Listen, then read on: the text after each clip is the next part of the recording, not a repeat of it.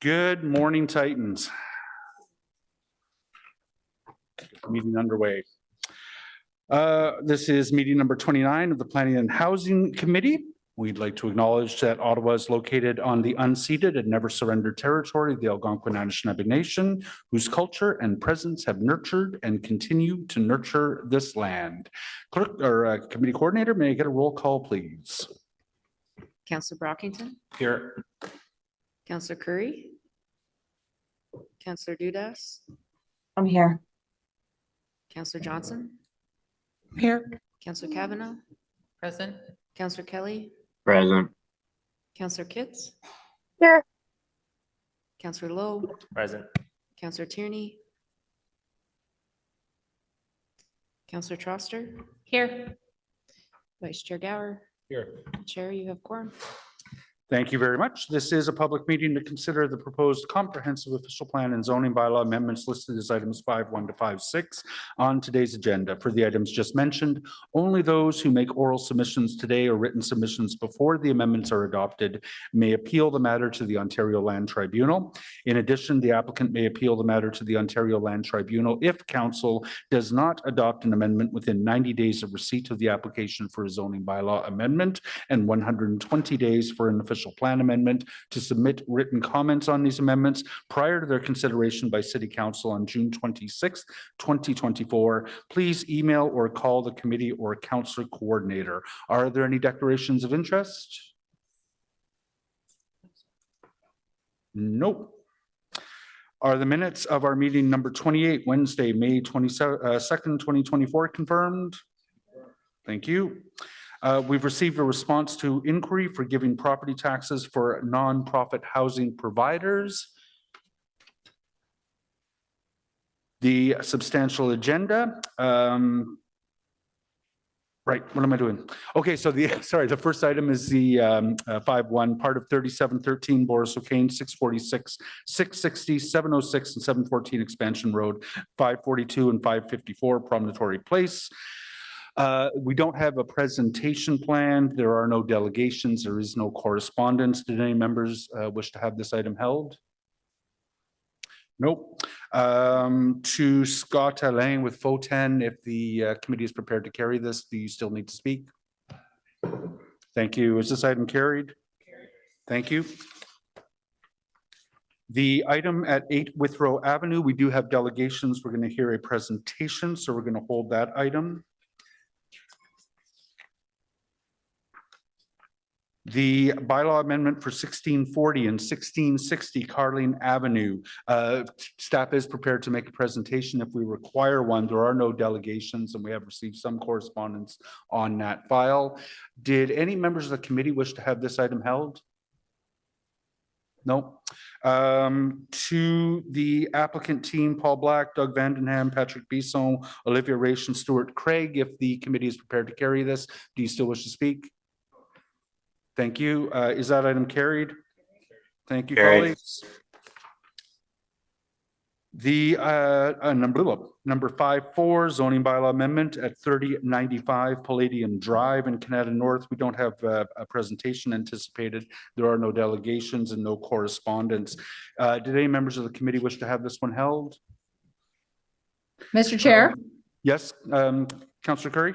This is the one Palladium Drive. Sorry, I couldn't get on properly. Yeah, 3095 Palladium Drive, item 5.4 on the agenda. Yeah, no, that one's fine. Good, okay. So to Tim Eisner, Barry Godfrey, and Jordan Lupovici, who are signed up to speak, if the committee's prepared to carry this, do you still wish to speak? No, that's all right. Thank you very much. Is that item carried? Thank you, colleagues. The item at 910 March Road, we were anticipating a presentation. There are delegations, so we'll be holding that one. The item at 3745 St Joseph Boulevard, Councillor Matt Luloff joining us has asked us to hold that one. Councillor Luloff, there are no delegations. Did you want the full presentation from staff? They are prepared to provide one. No, I don't think so. The condo board for the adjacent property has some comments that they wanted read into the record, so we can we'll just hang on to it. I don't think we'd require a presentation. Perfect. Thank you very much. So that'll be held as an item. The item for the Central Experimental Farm Working Group update. I'm going to ask some questions of staff on that one, but we don't have any delegations or presentation. So we'll hold that item. And do we want to let Fatima go by receiving the IPD, the residential dwelling approval pipeline now? Is that item received? Received. Perfect. Thank you, colleagues. Moving back to the top of the agenda.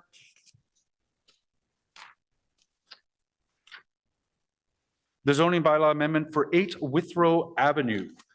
We were anticipating a presentation. Ms. Gorney, we are in your hands. Kirsten, whenever you're ready.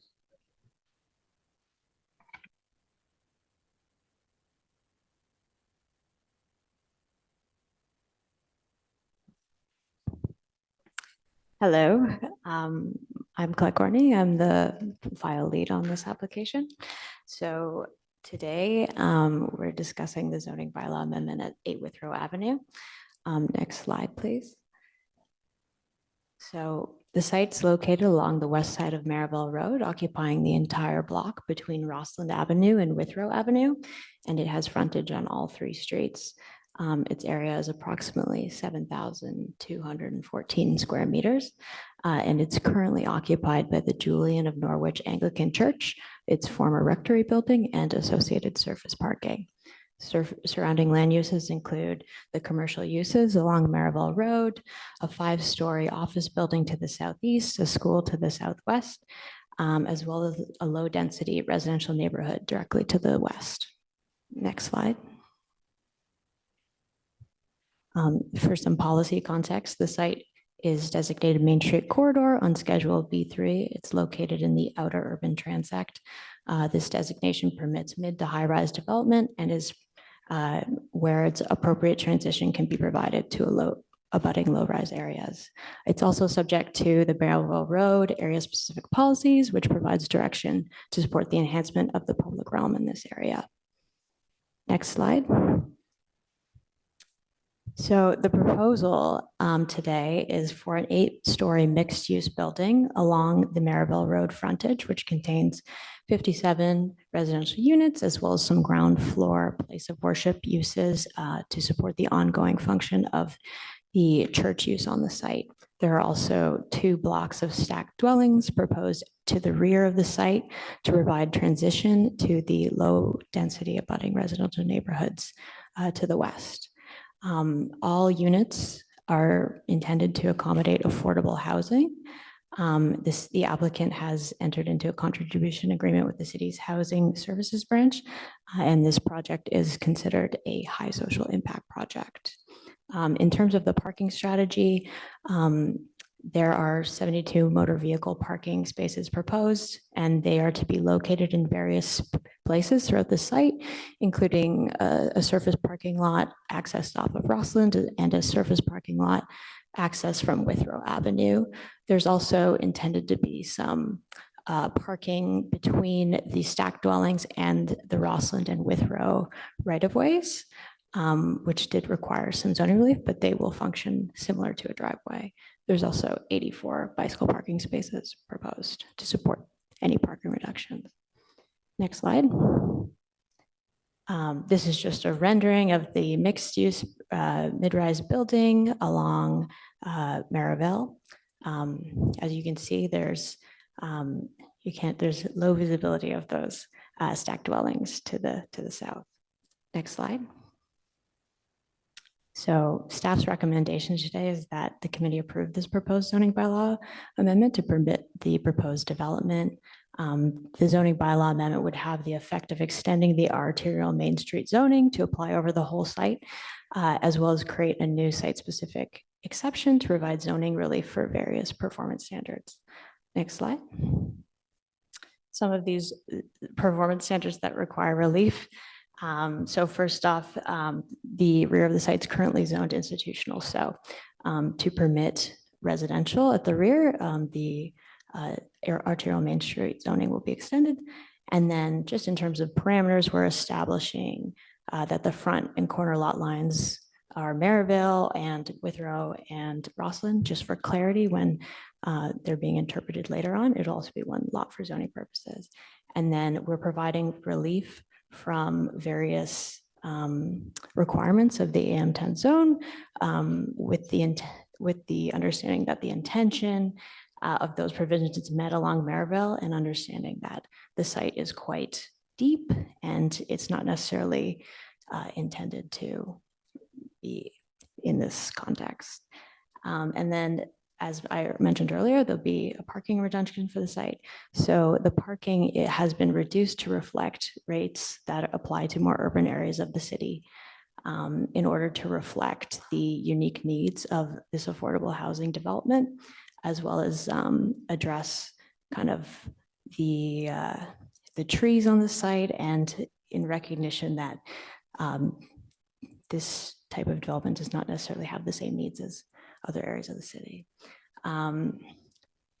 We will also, in that parking strategy, more spaces are being permitted to be sized to accommodate compact cars rather than the standard size.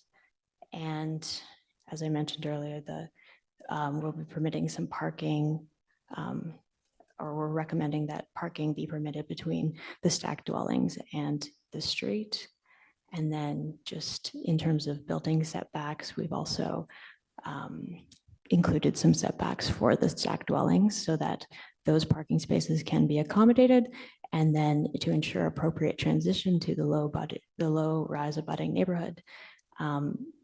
The setbacks have been carried over from the R1 FFF zoning to the west. Yes, next slide.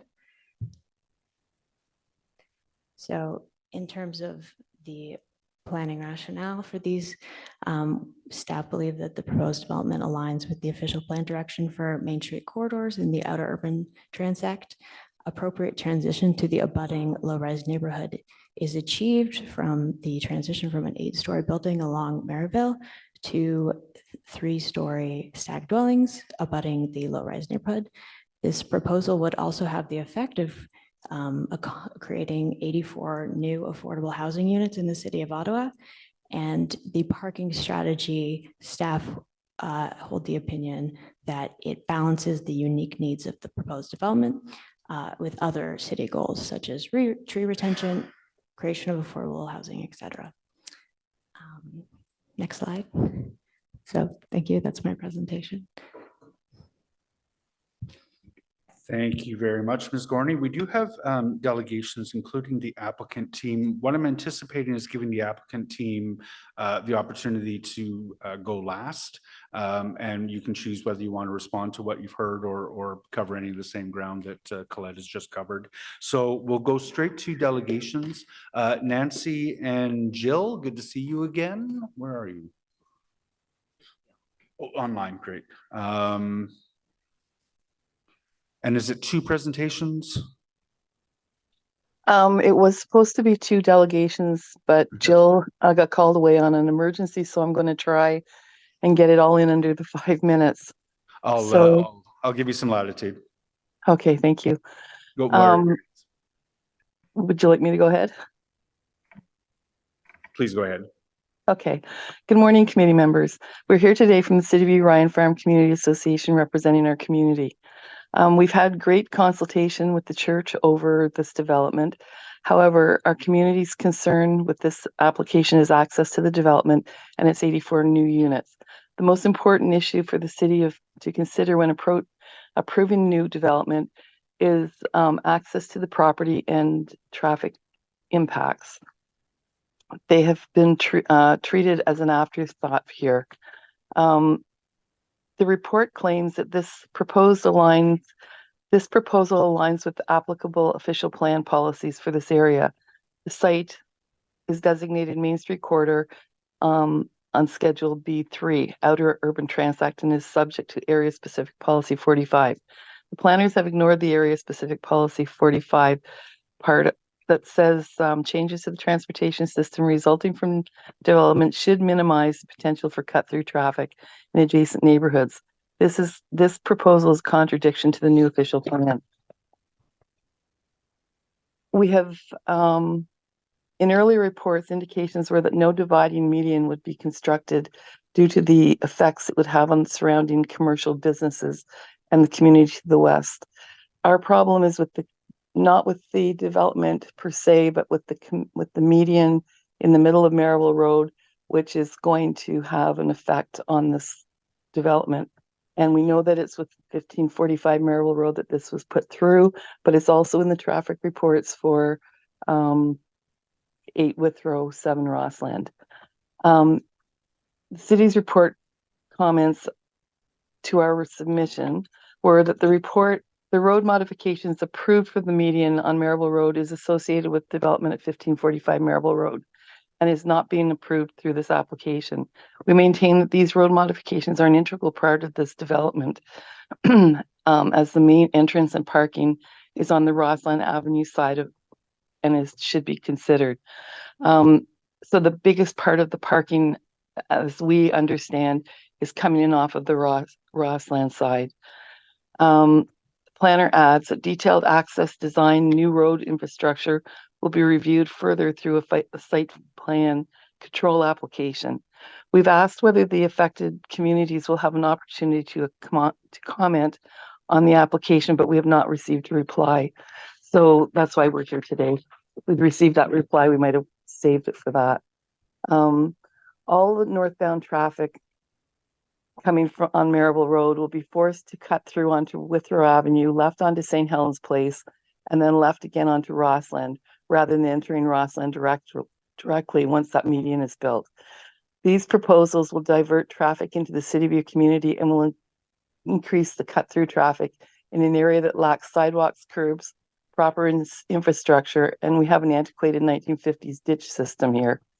One of our few parkettes is located at the back of Elizabeth Winwood School.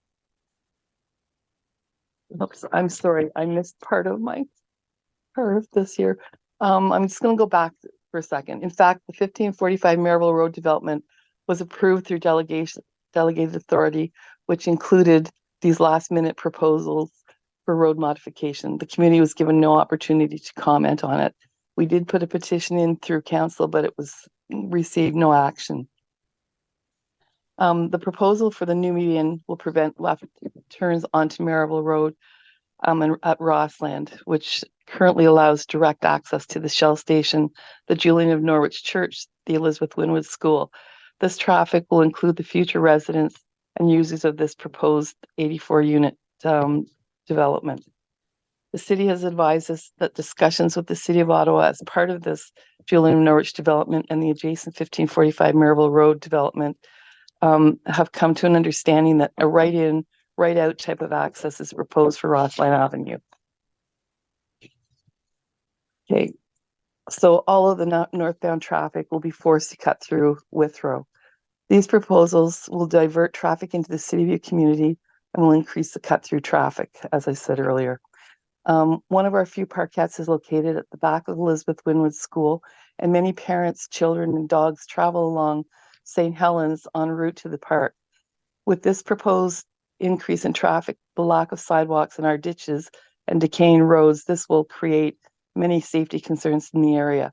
We anticipate that the installation of this proposed median will create chaos and major traffic and safety issues, not only for this Julian of Norwich Church development, the imaging center customers and patrons, and the Shell station, but for all traffic on Marable Road and into the surrounding communities. The full downstream impacts of these traffic changes has not been properly assessed and substantially addressed. Safety, the city maintains that the client entering the property at 1545 Marable Road from the north can perform U-turns at Marable and Meadowlands, and those exiting can perform U-turns at Baseline and Clyde. So it would be the opposite for the church side. Yet in the city's most collisions in Ottawa by intersections, those are two of the highest rated. They have 24 accidents in each one, and they're very highly rated for accidents. This proposed median will affect traffic access at 1545 Maryville Road and direct access to Rossland Avenue. It will create much traffic cutting through the neighborhood and will foster illegal U-turns at the closer intersections at Withrow and Capilano and at Emerald Plaza. This is not a safe place for directing traffic. One safety issue should not be addressed by creating another safety issue. In this case, the safety issue of left-hand turning lanes is substantially less than the safety issue that will be created across this area and surrounding communities if a median is installed. Medians are not ideal. They impede snow removal, are permanent, create an obstacle for drivers, require maintenance and removal of weeds. On newer planned roads, Stittsville, Main Street, Robertson Road, and Bell's Corners, medians have been eliminated in favor of center two-way left turn lanes to ensure in and out access to all businesses without affecting local residential communities. We've been told that these two-way left turn lanes are no longer a thing, that they won't be put in anywhere in the city. We're not sure about that. Most locations along Maryville Road and Clyde Avenue also have similar two-way turn lanes. This intersection at Rossland should have an extended double left-hand turn lane. Another option to be considered is a traffic light at Rossland and 1545 Maryville Road. In light of the extensive development planned for this area, 17 sites, the city must do an extensive traffic study cumulatively for these new developments in order to properly assess the appropriateness of any traffic modifications and before rushing into them. I'm sorry we've brought this up many times, but it's very important to our community because it's going to force traffic into an area that's already not safe. And that's our presentation for today. Thank you very much for giving me the extra time. Thank you very much, Nancy. And members have received those comments as a letter to I believe all of us in the pre-meeting submissions. Councillor Johnson. Yeah, thank you very much, Nancy, for coming and for offering your delegation today. And I know that your comments have been received through a written submission as well that our committee colleagues can take a look at. And I just wanted to reassure you that I will be asking staff to expand on how they interpret the area-specific policy 45 for Maryvale Road within the official plan, because I do believe it's causing some conflict within, our interpretations and the city. So just to let you know, I will be asking that later. Thank you. Thank you, Councillor Johnson. Do any other members have questions for Ms. Wilson? I don't see any. Nancy, thank you for your presentation today. We'll move there. Oh, sorry. For the applicants, if you have you have 5 minutes to make a presentation if you wish.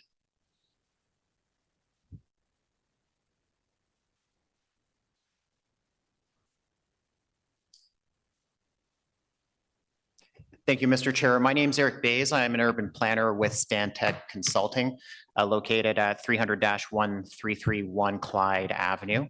I'm just want to follow up on some of the transportation related comments here. Full disclaimer, I'm not a transportation engineer. I did review the reports as part of this. The discussion about median or no median at the Rossland intersection has been something that's come up through this, and it was really prompted, and it's still really something that came up as part of a TIA for another development on the east side of Rossland. The recommendation for a right in, right out is based on the distance from the Withrow Avenue intersection, which is a fully signalized intersection, to the Rossland Avenue intersection, which is about 60 meters. That's generally what is triggering this discussion. There actually is already a concrete, I don't know whether I'd necessarily call it a barrier at this point. It's hard to tell from looking at it whether the reason why you can easily drive over it to make a left turn into Rossland is because it was designed as a mountable curb, or just so much time has passed that we've paved 20 centimeters up to the top of that curb. But it was a safety recommendation that was put forward as part of the other TIA. In terms of discussion of cut through traffic, I think it's important to clarify what is and what is not cut-through traffic. Cut-through traffic is generally something that is a pass through a neighborhood to get to another destination, which is not that neighborhood. This type of example is, in my opinion, not considered cut-through traffic. Certainly people would be taking Withrow to get to the parking area on Roslyn, but that is in this actual neighborhood. As we mentioned, there are 72 parking spaces. There's 84 units proposed. We're right next to Maryville Road. We've got frequent bus transit from multiple routes that are there as well. And we're also about a 15-minute walk to the planned BRT along Baseline. This is an area that is in the outer urban area. It is a suburban built form right now, as anyone who drives along Maryville would recognize. But this is the type of development that is intended for Maryville Road. And this is really what I would say is the first step in the evolution of Maryville Road into a more walkable, compact community.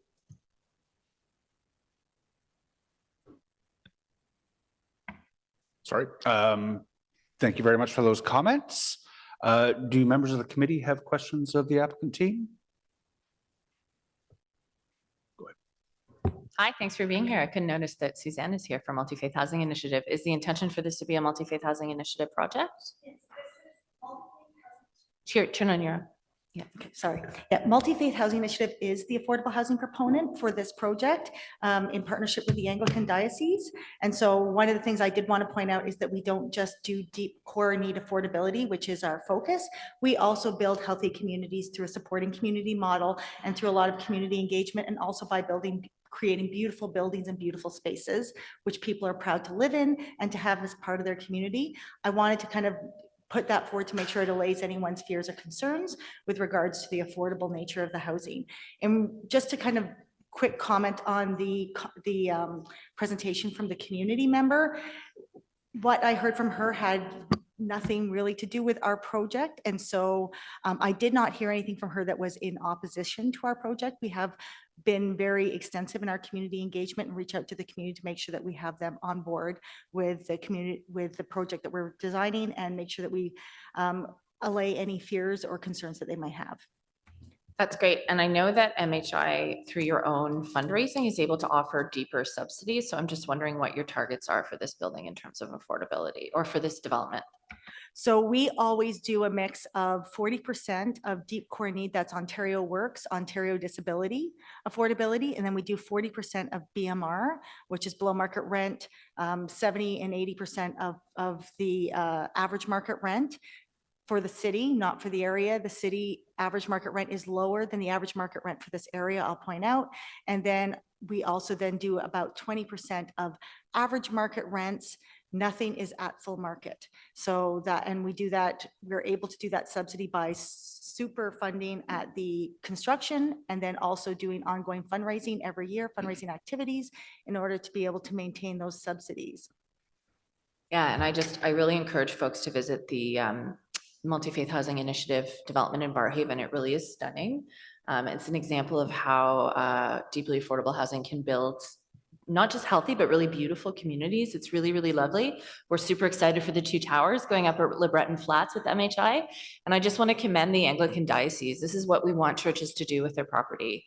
Please develop it into affordable housing. It's really a win-win for the community. And I'm really, really excited to hear that MHI is the affordable housing proponent in this scenario, because I know you all do a really great job. So thank you so much. Thank you.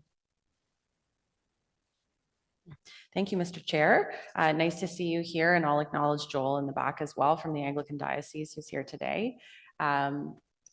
So yes, taking a tremendous amount of leadership, but specifically to this development, I'd love to understand the community space aspect of what you're proposing, because one of the assets that this church brought in the past was a large gymnasium that offered a lot of hosting for the community. So are these aspects of this that you're intending to preserve through this development?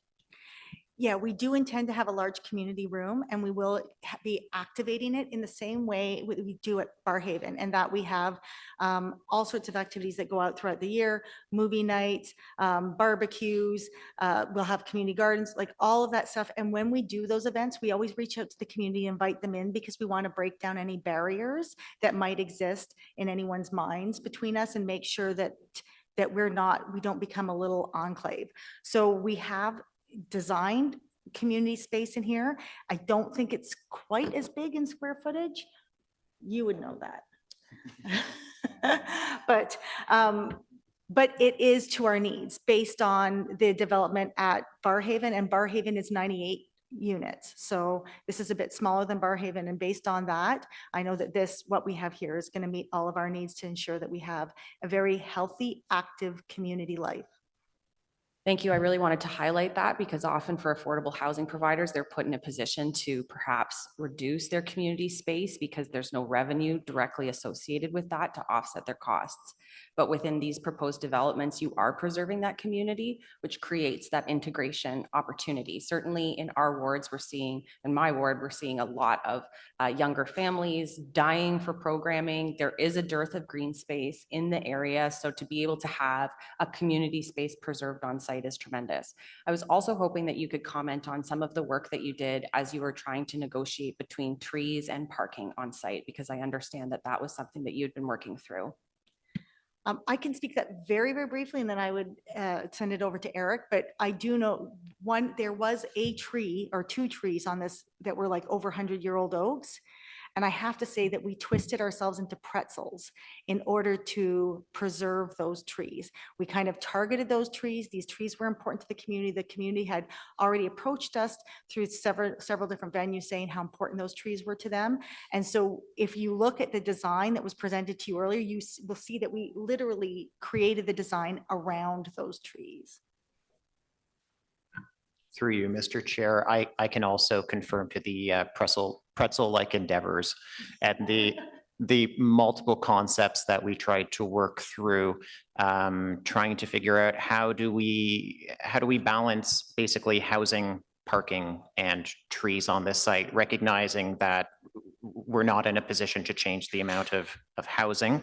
So how do we try and make sure that we're providing the parking that is expected from the city while also trying to retain trees that are both valuable to the actual congregation, as well as are just an asset to the city at large. This concept came through quite a bit of work, and I think we found the best balance that we can between those two features. Under the current zoning, if we weren't requesting the changes to the parking rate, we would require, I don't recall the number right off the top of my head, but we're asking for 72 parking spaces. Zoning, I believe, would require 120. So this is one of the challenges that we've run into, particularly because of the eye-watering cost of also trying to house cars through things like underground parking or covered parking.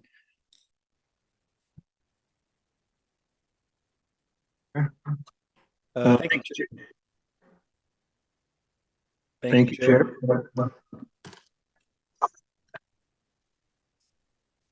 Thank you, Chair. Hello. I think there may be some interest from committee members to see a reenactment of this pretzel twisting, but I'll put that aside for a while. So I'm not a planning and housing committee member. I'm here to listen in on another agenda item, but I'm also the neighboring councillor. Councillor Johnson is the councillor for your ward, but I'm on the other side of Merivale. So I certainly have an interest in and an appreciation of this project. Essentially, I'm very grateful and not just of you, but of the church for inviting this kind of development to Ward 8, bordering Ward 9. I'm sure you're quite aware that there's a Merivale secondary plan in which your project, I feel, will be fitting in quite nicely. I am so appreciative of the kind of community-focused development that you're leading. I was grateful to hear about the parking reform that you're advancing, not just with setting lower targets for parking numbers, but the parking spaces for smaller compact sized vehicles. You know your market, you're creating parking for them, and that will serve us as well. And I'm just to reconvey my enthusiasm, right across the street from where you will be having your site, there's going to be a new Salis house site, 56 supportive housing units there right across the street. So this is a lovely corner that you are helping to, a lovely intersection that you're helping to develop in suburban Ottawa, in an area that hasn't had this kind of development. So I know that Councillor Johnson shares my enthusiasm. Welcome to the neighborhood. Thank you. Councillor Kavanagh. Yeah, just quickly, thanks, Chair. I just wanted to say thank you for this work, and I think it's a great step forward. It's exactly what we need. These smaller projects are very helpful for the affordable housing market. As you know, I'm with Ottawa Community Housing, and but we need this type of development, and appreciate it and hope to see more. And thank you for your work. It's a great, but the Maryvale Road is something that needs help, and this is a start to make it more livable and walkable. So just wanted to say thank you for that. Thank you, Councillor Kavanagh. I don't see any questions for the applicant team. Thank you very much for your presentation today. And we'll move into Councillor questions of staff, starting with Councillor Johnson. Thank you very much, Mr. Chair. So as I mentioned, I'd love for staff to comment on the area-specific policy 45 that's been referenced from the official plan and continues to be referenced as we're trying to negotiate traffic and transportation options through this area.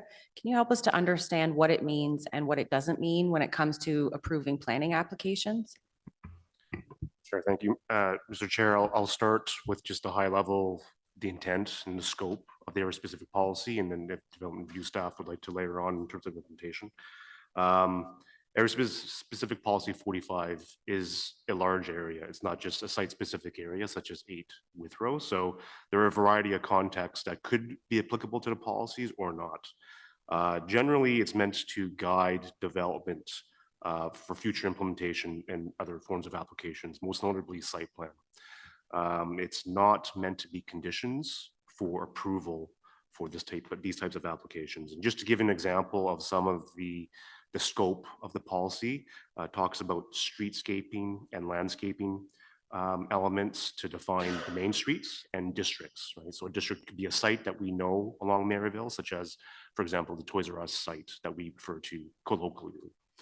It also speaks to connections to adjacent neighborhoods through opportunities for active transportation where possible. Talks about having shared access for vehicles in between sites with the goal to reduce travel back onto Maryville to get from one site to the next. You can just go internal between the two sites. So it really speaks to providing some strengthening of what a main street boundary looks like and a district, and try to reduce the traffics off of Maryville and internally, and then provide some connections to the adjacent neighborhoods. Normally through a more, an application that's closer to, let's say, building permits than what's before committee today. Okay, thank you. That's very helpful, because I would suggest that probably both myself and Councillor Devine are excited to see this policy in the official plan as it relates to the secondary plan and as it relates to a future vision for Maryville. But often when we're looking at these newest, the who goes first in some of these intensification projects, it can feel a little bit like the chicken or the egg, right? Where you want to have everything in place before you welcome the density. And unfortunately, that's just often not the case. We can't afford to do it as a city, and we need to have some of these proposals be approved and to be celebrated for what they can offer in terms of opportunity. I know in College Ward, you know, I was recently at an AGM for another neighborhood who's concerned about the 100 Constellation purchase and whether or not we can retain some of that surface parking because of the added pressure on that neighborhood because of the developments and people needing cars. But again, we cannot afford to retain land that is valuable for other uses, both ethically and financially, for cars. And this is the transformation that's upon us. It is uncomfortable, We are not always, holding hands and singing happy songs about it. I understand that, but it is unfortunately, the change is hard for the best of us. And so we're welcoming in this change on Merivale Road with what I think is a very ambitious project, both for, the future of College Ward, the future of our neighborhood there, the revitalization of our neighborhood there, welcoming new families in that would never be able to access all of the services and amenities that we call, precious to our life. So I am thrilled that this is the one to go first and to break that mold. And I hope that we can see more inventive and creative projects that serve community needs in the future for Merivale. So thank you again for doing all your work to get this right. Thank you, Councillor Johnson. I don't see any other questions from members or councillors of staff. Going once, going twice. Is this item carried? Carried. Thank you. Moving on to item 5.5. Thank you very much, Colette, for your work on this file. Thank you very much, Councillor Johnson, for your leadership on this file. 910 March Road. We'll get a presentation from staff. We have a public delegation. We have an applicant delegation. I think for this, Vice Chair Gower was telling me for the second meeting in a row, we don't have any technical amendments. Second in a row. Let's keep that streak going. He does not need something. That is not charitable. That is not a charitable thing to say. Okay. Transit's a quiet file, right? Like I get your point. I'm sorry. The worst. Tracy. Oh. Is this, no, sorry. What am I looking at? Stream, I'm sorry. Stream, we're in your hands. What is 910 March Road? Thank you, Mr. Chair. Good morning, members of the committee. My name is Stream Shan, and I'm before you today to present the staff recommendation for the zoning bylaw amendment at 910 March Road. Next slide, please. The site is located in the city's Kanata North community, just east of March Road, one lot north of Maxwell Bridge. Next slide. That's an aerial image of the site. It has an approximate area of 2.7 hectares and is currently vacant. The site itself is bounded by the Shirley's Brook tributary watercourse on all three sides, denoted by the blue line. Beyond the watercourse, the land is vacant and zoned for mixed-use development to the north. There are existing and future low-rise residential development to the east and a commercial development to the south. The site is separated from the existing low-rise to the east through a city-owned watercourse block highlighted in blue. The approximate distance is between 39 meters at its narrowest point to approximately 66 meters. Next slide, please. The applicant is proposing a 9-story mixed-use building with 390 residential dwelling units. The proposal also includes approximately 500 square meters of commercial use on the ground floor fronting March Road. The site entrance egress is also located along March Road, and the project includes 568 vehicle and 198 bicycle parking spaces, with the majority of them located underground.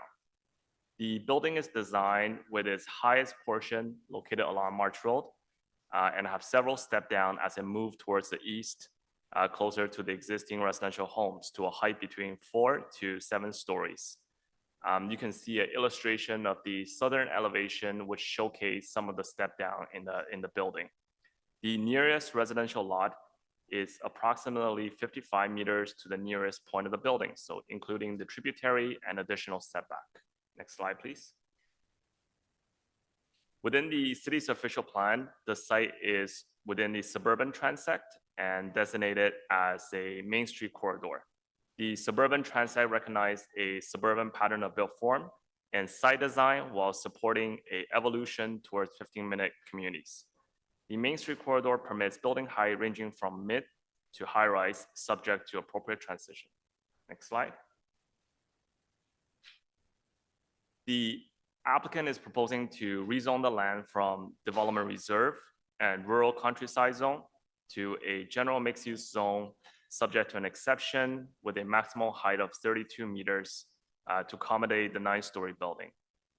The applicant is also proposing to rezone the Shirley's Brook tributary to an environmental protection zone to protect the water course and its required setback. Next slide, please. So staff is recommending approval of the zoning bylaw amendment application because it conforms to the city's official plan policies. It provides adequate transition from existing communities through generous setback and building step downs. It promotes the continued evolution towards 15-minute community by providing a mix of uses, including commercial at the ground floor. It enhances the environmental protection for the water course, and it represents good planning. And that concludes my presentation. Happy to answer any questions. Thank you very much, Mr. Shen. Nous avons une délégation publique, Monsieur Marcel Boivin. Je crois qu'il est en ligne. Monsieur Boivin. Hi, good morning. Good morning. Whenever you're ready, sir. Okay, so I've submitted a number of comments to be considered. Most of them have not gone anywhere. I'm just going to highlight two points that I want to talk about. One is the traffic on March Road, and the site and the access to the site. Once the apartment buildings are built, I would say that 95% of the vehicles exiting the property and going onto March Road will be trying to turn left. March Road is an extremely busy road. Trying to make that turn is going to be very dangerous. And eventually down the road, when we get the BRT, it's going to be forcing the property to be right turn in and right turn out. So therefore, all the residents, the customers to the commercials are all going to have to turn right to exit and are going to have to find somewhere to do a U-turn to get back to going left, because everybody's going to want to go left because left is where everything is. Gas stations, banks, shopping, grocery stores, restaurants, everything is to the left. So there's nothing to the right other than Dunrobin, Constance Bay, et cetera, et cetera. So I just don't understand why we would want to build this on this particular site, giving that restriction. As part of the target audience of Lapine Apartments, I would not choose to live there if I had to make a left-hand turn onto the busy March Road where there's going to be opportunities for numerous collisions, et cetera, et cetera. And having to go right and find a U-turn, that's just not doable. So anyhow, the transportation planners have recognized that and have basically said, you know what, once this is all built and said and done, we'll spend 5 years monitoring and then we'll try to figure out what's going to happen down the road. So let's just push that off. The other point I wanted to raise was the fact that we're going with 9 stories. March is a corridor. I get it, 9 stories at the front, don't have an issue with that. The official plan does provide that there should be a transition to the low-rise neighboring community. And that is where I have the problem. When the planner suggests that there's an adequate transition, the back of that property that faces the community where it's single-family homes, the single-family homes on Windance that are furthest from the property are facing 4 floors. Okay, the homes on Windance that are closest to the property are actually facing 8 floors.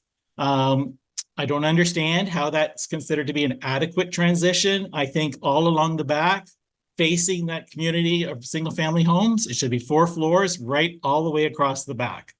And then the setbacks should be further than that so that we don't have 7 floors and 8 floors. To me, it's a simple fix. You lose a few apartments and you take care of that issue. Everyone's treated fairly. The community is respected. It's all low rise. It provides for a transition as the official plan requests. It doesn't say partial transition. It says transition. So I think it's an easy fix. And if you need the apartments, you need the numbers of apartments, then do 10 floors on March Road. I think that's doable. I don't see how you can justify this and say, this is great for the community. This will enhance the value of the properties in the neighborhood when we're going to be facing 8 floors at our back window. That just doesn't seem to be an adequate and appropriate transition. So my neighbors to the left of me, they're going to have 4 floors. They're further away. I'm right in front of this with a couple of other neighbors. I'm going to look at 8. And that's just the way it's going to be because no one's going to care. So there you go. That's my time. Ms. Boivin, thank you very much. There are some questions for you, the first of which will come from Councillor Curry. Thank you so much, Marcel. Thanks for coming to the consultation nights and for the emails back and forth. You are 100% right. And I see Councillor Kelly is going to say a few things as well, but the situation on March Road is a big problem. Like, people are only going to go right, despite people who would maybe want to go to the Carp Farmers Market and Dunrobin and Kinburn and Carp. Councillor Kelly, we do love all of the areas in your ward. It's just that for the majority of time, people will be turning left out of there, not right. Did I get my left and rights right? You left. And so I hear you. So planners have said, you know, traffic's going to look at it in 5 years. One of the challenges is we're waiting for the widening of March Road, and maybe Clark has a comment or question for you. But are you willing to, because I'm going to ask a lot of questions when we get to questions to staff, are you willing to continue to work with the developer and traffic staff as we get through site plan?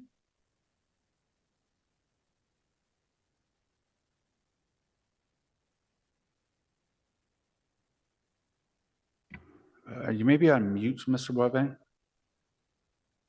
You're asking me if I would like to continue to work?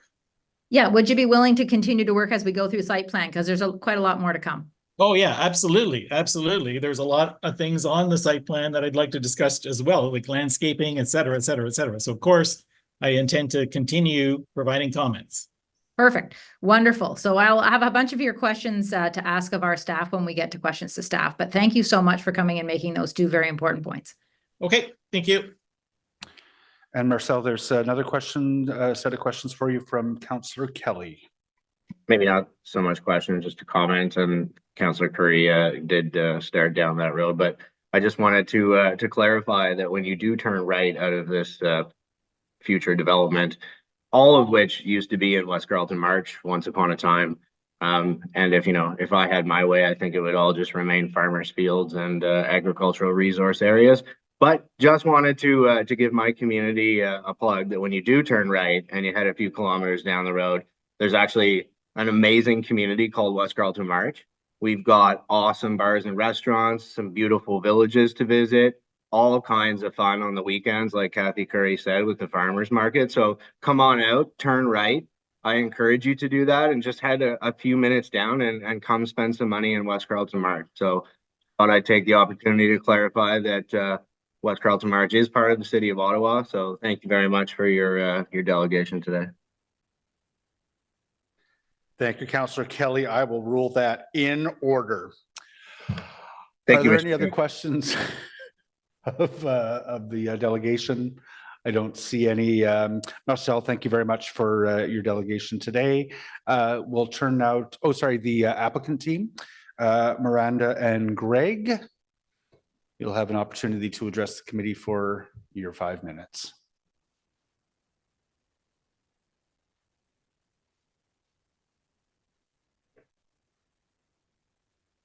Good morning, Mr. Chair. For the record, my name is Greg Winters. I'm a director and planner at Novatech, and I'm here with my colleague Miranda Virginella, who's a planner at Novatech.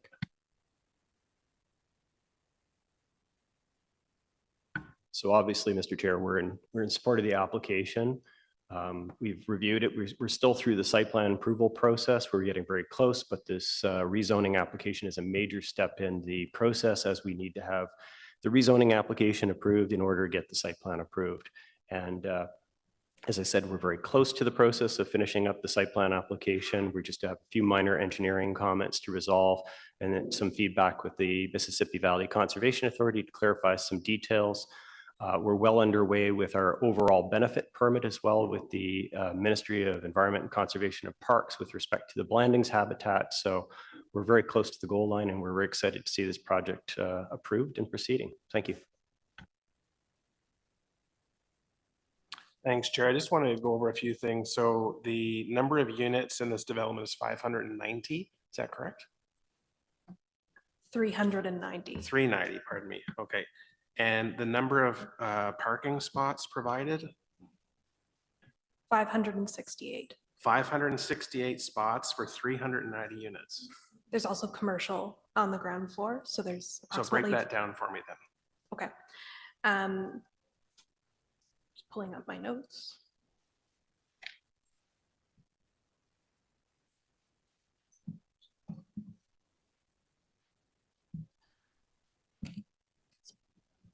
%, 10% maybe? So for the retail component, the zoning bylaw requires 18 parking spaces be provided. We have 19 that we're providing with 12 accessible parking spaces. For visitor parking, we're required to provide 73 parking spaces per the zoning bylaw. We're providing 79. And per the zoning bylaw for the residents, we're providing we're required to provide 391. And we're providing 470.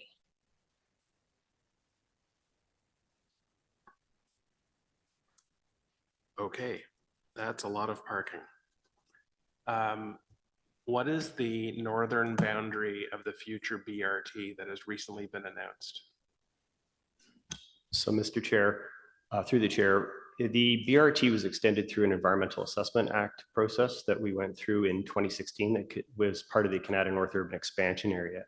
And so the normal terminus of the BRT is officially going to be at the fire station, which is at a new street that's being constructed right now through the Copperwood development that our firm is also involved in.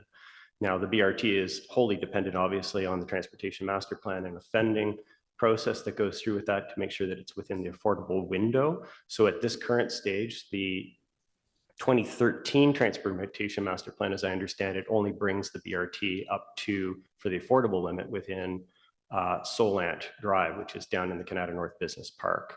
But we're hoping that through the current TMP update process is that what you're going to see is a list of projects that bring that forward. Back in 2016, where we left off with city staff in the 2013 TMP, there was an understanding that there was going to be, this is a new urban expansion area that was expanding rapidly. BRT was going to form a backbone of that process, and that it would be a priority project at the next time the Transportation Master Plan was going to be brought forward. At the time, in fact, we scored only just slightly below the cutoff window to make it an affordable project to bring it up to our access point. But again, we had some confirmation from John Moser. There was some assurances that it would be at the top of the pile. So we're really hoping that's going to happen again.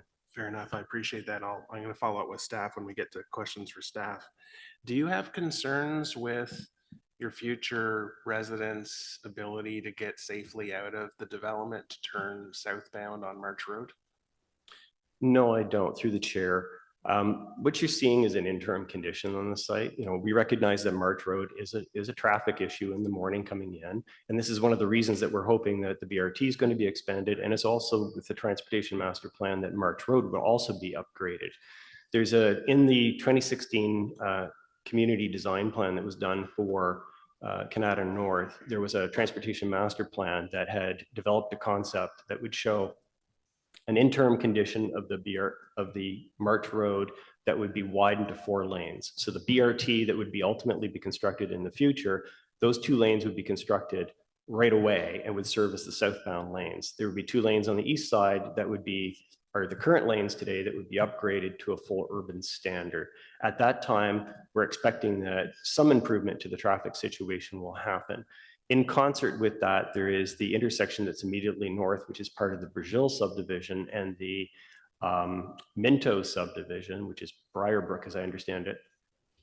And that intersection is going to be in place as well. We're also building 2 additional intersections to the north. One of them is under design right now and going through the final approvals of the design for the Copperwood subdivision. So it's going to give opportunities for people, if they do have to go northbound to get southbound, that they can make U-turns at those intersections and come southbound. Is it awkward? Absolutely, it is going to be awkward, but you're going to see lots of situations like this throughout the city of Ottawa where you're trying to encourage density to happen along the BRT. That's the primary focus that we're getting at, is trying to build that density to support transit. If we continue to whittle down and lower the density along the transit systems, we're going in the opposite direction. So what we want to see is to encourage this greater amount of density along those corridors going forward. So there's going to be opportunities for people. And as I said, throughout the city, you're going to see opportunities where people are going to have that blocked median break at some point in time where you're going to have a right in, right out in these situations in the future.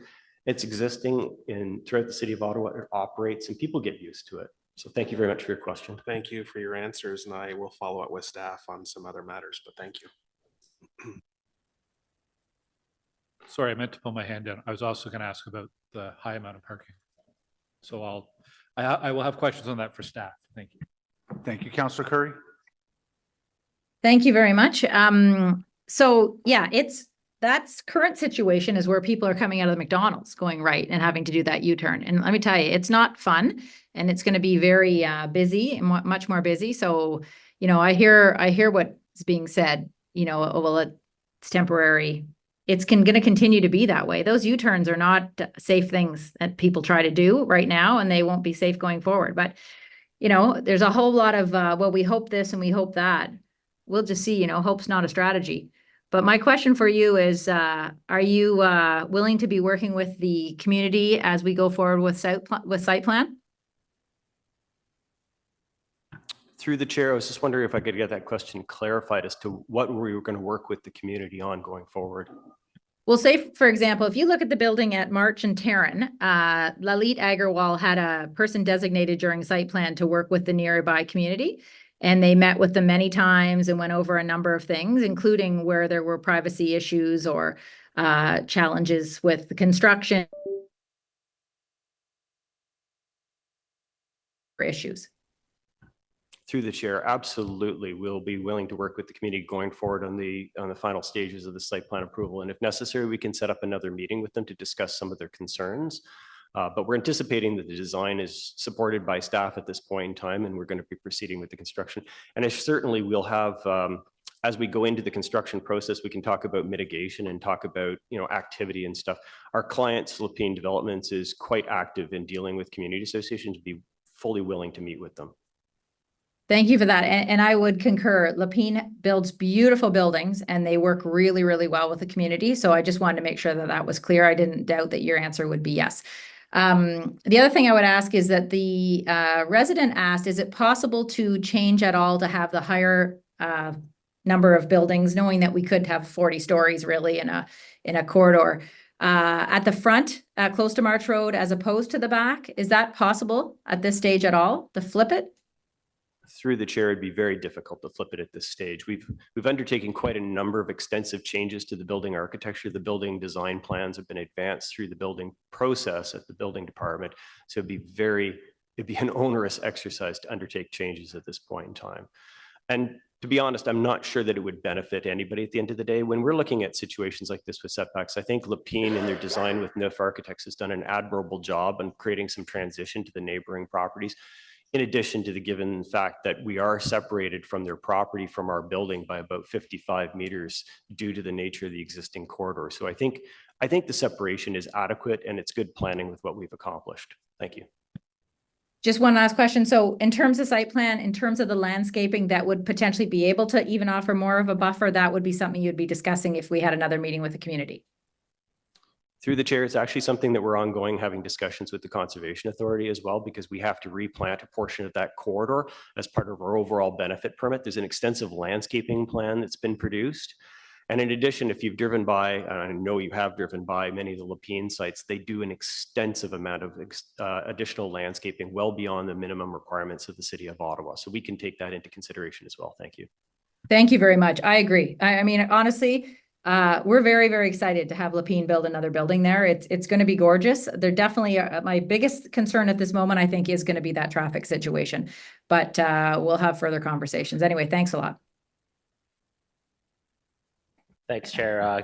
My colleague there covered most of what I wanted to say about the working with the Conservation Authority to perhaps plant more trees in that corridor as a buffer. Perhaps more of a suggestion, maybe a question, when these renderings, there was a rendering of the elevation as viewed from the south, I think that was provided in Stream's presentation there. I think something that might help would be something similar, but viewed from the east, like as if it was somebody in one of those backyards on Wind Dance Crescent. It's just a thought for you there, but I'll also add that coming back from the north, coming back from Councillor Kelly's ward, left turn, there might also be some traffic concerns there, just so we don't forget about West Carlton March. Thank you. Are there any other questions for the applicant team from members, councillors? I don't see any. Greg, Miranda, thank you very much for your presentation today. We will turn to questions of members from staff. Who's first? Vice Chair Gower. Thanks, Chair. The delegation was asking about transition. I know in the staff report, there's a reference to a 45-degree angular plane being achieved.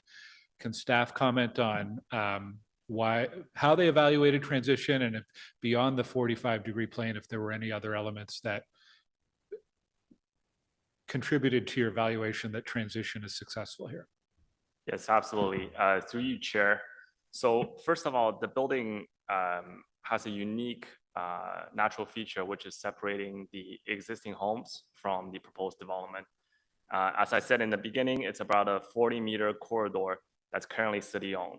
So in addition to that, the applicant has set back the building an additional 15-meter or so to achieve a very minimal 55-meter setback from the back of the resident's home to the building itself. And if we do some basic math on the 45-degree angular plane, at the very tail end of the building, a 20-story building would fit under the 45-degree angular plane requirement that's typically applied as part of design review. So just to give you a scale to compare with, whereas the applicant is proposing between 4 to 7 stories. As the applicant team has mentioned, there is a replanting effort happening in the tributary to enhance the landscaping treatment. So there will be an array of coniferous and deciduous trees. Some of the trees will be there throughout the year, so that will help with the additional buffering. And just to provide additional sort of perspective on the setback itself, a major arterial road is typically 45 meters in width. So the distance between the building to the residence rear is exceeding that sort of a setback requirement. Some other things we looked at is the step down of the building, which is something we often want to see when we're talking about transition. And the applicant has done several step down as it leads towards the rear of the building itself. Staff also look at the shadow analysis, which meeting the city's terms of reference with minimal amount of shadow impact that quickly moves through the evening hours. So these are some of the elements that we assess when we're looking at transition. Okay, so the physical location, the size of the site, and the green space buffer allows for a lot more transition than we would typically see between a site like this and an existing neighborhood. So that is correct. Yeah, okay. On the parking, so my rough calculation was, it looks like it's about a 1.2 parking ratio. I think the bylaw would require minimum of 1. Is that about correct? For resident parking? The bylaw requirement would be 1 per resident parking and 0.2 for visitor parking. So yes, they are over providing. The minimal bylaw requirement is around 490 spaces, give or take, and they're providing 568. And I know there's not a maximum parking, but did staff explore with the applicant options to stay closer to that 1.0? So I wasn't originally on the file through you, Mr. Chair, but yes, you're correct that there isn't a maximum parking requirement for this area. And I think staff is always cognizant, right, of the evolution of the suburban context as it moves closer to an urban landscape. At the current time, the rapid transit is not yet available. A lot of people living in these neighborhoods are still traveling by car, so staff are always cognizant of that, both sides of the coin. Transportation staff did review the access requirement to make sure it's meeting city guideline and level of service. So that's some of the things that staff consider from that perspective. Yeah, I can understand why the applicant's doing it, given the current provision of transit out there. It's on the outskirts of the existing built-up area. We have a longer-term plan. I think when we get applications like this on major corridors in the suburbs, what the applicant is asking for in terms of parking above and beyond a 1.0 is a really good indication of how well or how poorly we're offering transit or investing in transit. By contrast, in Stittsville, most applicants for multi-story, multi-res are asking for 1.0 and often less than that now, because our transit is just that much more advanced than in Canada North. So I wish we could, it's too bad we're not seeing a 1.0, because over a longer term, over 20 years, I think with the BRT in Canada North, it'll be much better served. And in the meantime, though, I think, yeah, it's disappointing we didn't see fewer parking spots from the applicant looking in the longer term, but I understand why. Thanks, Chair. Every development file application in the vicinity of Baseline Road in the last half decade has tried to justify itself by saying there's a BRT coming. Hasn't been funded, but every development applicant has used the future BRT, the dream of a BRT, to justify height and density and parking variance to go lower than the minimum requirement that the city wants. Canada North, we just had the province put money on the table, and this leapfrogged over every other BRT as the #1 priority in the city. So, you know, we can't argue at times that we're going to approve developments when there's no BRT on the horizon. And this neighborhood now, through provincial dollars, has their BRT prioritized. I think we need to push back a little bit. I don't know if these units are going to be sold or they're going to be rented, but if this is underground parking, that's very expensive. So I agree with the chair of the Transit Commission's comments that, you know, the developer is trying to reflect what's available as far as transit. And but we're building for the long term here. We're not building for next week. We're building for future decades where transit will be out here. And I think the development needs to reflect the long-term reality here. So anyway, I just wanted to point out that in my ward in particular, in wards that share Baseline and even the Carling corridor, we hear over and over again from developers that at someday there will be this BRT system, and that should be used to justify and approve these developments. So anyway, I wanted to get that on the table. As far as the March Road, I mean, I'll be supporting this. I think from a planning perspective, this makes sense. It's on an arterial road. I think the setbacks are generous. I think the traffic issues and concerns are legitimate. We've heard the local councillor and others confirm this, and I think there'll be opportunities with site plan and some of the abutting developments. There may be some opportunities with new intersections being created to consolidate you know, different developments and perhaps have a light or something in that regard. But finally, I'll just ask, just going back to the BRT, what is the specific timeline for the March Road BRT? And can staff please confirm how far north, like what's the end point of the BRT? The applicant representative made comment about 2013, but in sort of today's vision, how far do we expect to take that? Thank you. Mr. Chair, the EA that was completed for the March Road BRT went to Maxwell Bridge Road, so just south of the site. As you know, all BRT projects are being reviewed as part of the TMP for prioritization. And you are correct that the Ontario City of Ottawa agreement, the province had contributed 80 million towards this project on the condition that we get 1/3, the same 80 million from the feds, and the city would also have to find its share. So there's still a lot of work to be done. Plus, we have to do a business case as well. Given the EA had an ending point just south of this location, does that lock us in to terminating the BRT at that location, or are there opportunities to increase the length further north? Well, one of the things that staff are preparing to do, and you'll get a memo on this, is to revisit the EA because it is 10 years old and we've had different design standards introduced, like protected intersections, cycling in the corridor, and that wasn't part of the original EA. So we're going to have a look at this.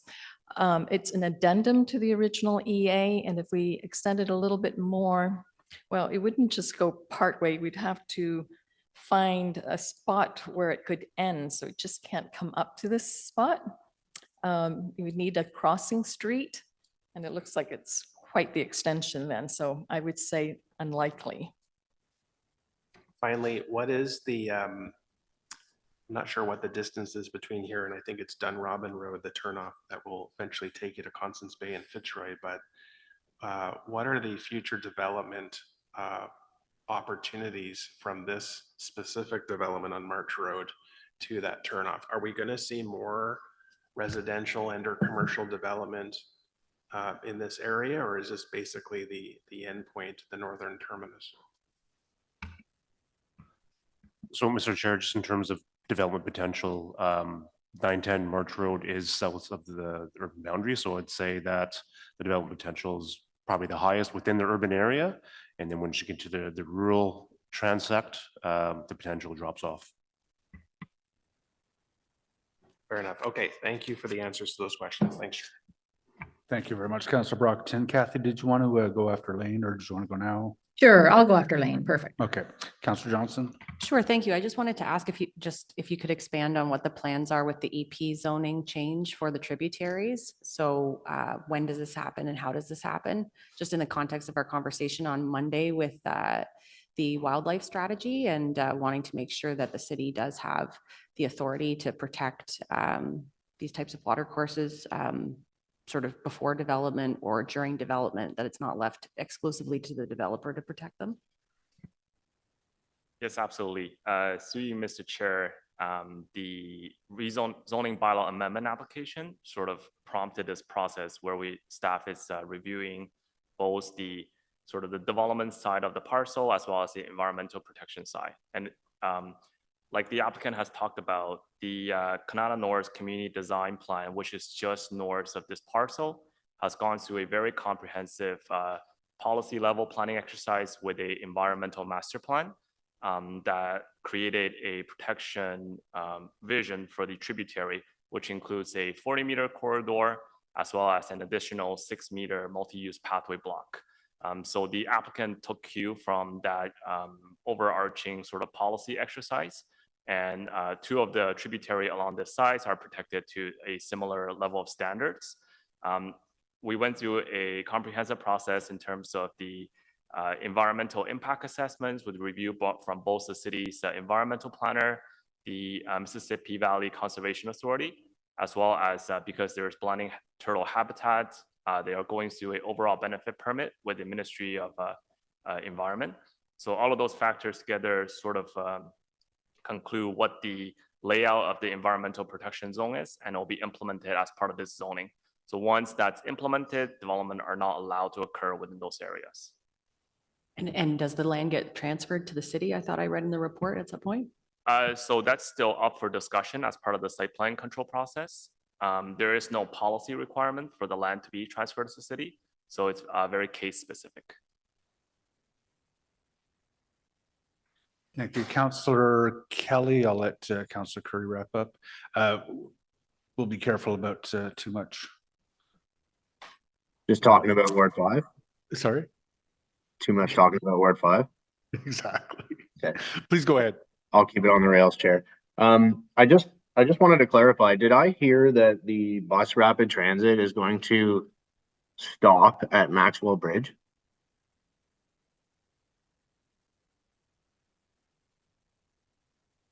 Councillor Or Kelly, Max, could you ask 'cause that there's again? there's a Maxwell Bridge and there's Maxwell. And they're very close together. It's Maxwell Bridge. Okay, so I believe, and I'm not great at judging distances just off the top of my head, but that's quite a piece from the development that we're talking about right now. And then there are thousands of units even further west than that. So are we expecting these people to walk to Maxwell Bridge to get onto this bus rapid transit? Sorry, Chair, could the councillor please repeat the question? Yeah, absolutely. So Maxwell Bridge is, I believe, several kilometers from the site we're talking about right now. And then there are thousands of units to come, which will be even further west than the site we're talking about right now on March Road. There's Copper something Estates, whatever they're calling it, further down the road. There's a site that Kavanaugh's developing right now across from that, across from Station 45, the new fire station. So my question is, are all of these people living in these new developments going to be expected to walk down March Road, particularly right now, the way it looks? There's no shoulders. It's a 2-lane road with thousands and thousands of cars going through it every day. A school. So this is already an extremely busy area where I wouldn't really feel safe walking down that road right now. So is that the plan? All these people are going to walk to Maxwell Bridge? Chair, with respect to the first part of the question or comment about this site, it's about 100 meters from the 910 March Road to Maxwell Bridge, really just across the McDonald's site that is sort of the last commercial development with, and I believe there are sidewalks there, but I'd want to confirm across the McDonald's site. Through the development of the Canada North CDP, I think there is some language in the secondary plan that speaks to the extension, future extension of the BRT. But I think that's something that would be further addressed through the update to the TMP and future development charge background studies with respect to funding. Okay. Mr. Chair, Maxwell Bridge, 910 March Road to Maxwell Bridge is 1.3 kilometers. I'm just not sure what was just said there.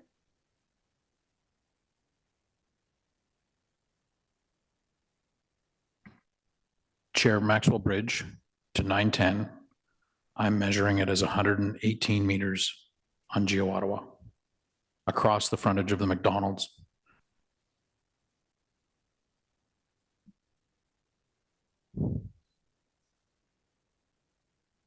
Okay, all right. Okay, I'll have to look on the map here. Yeah, in my head, it seems way farther than that too, but there's still the thousands of units that are being built right now further west than that, that are most certainly kilometers from Maxwell Bridge. Can I just ask whether this distance calculation is particularly pertinent for the approval of this development? And maybe that's something we can take offline.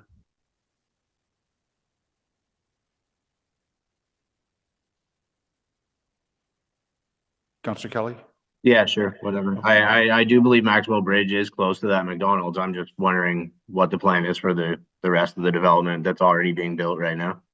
So there might be a good inquiry for you to make down, but in the meantime, let's just sort of focus on the approval of this particular development. Did you have any further questions? No, that's all, Mr. Chair. Thank you. Thanks, Councillor Kelly. Kathy?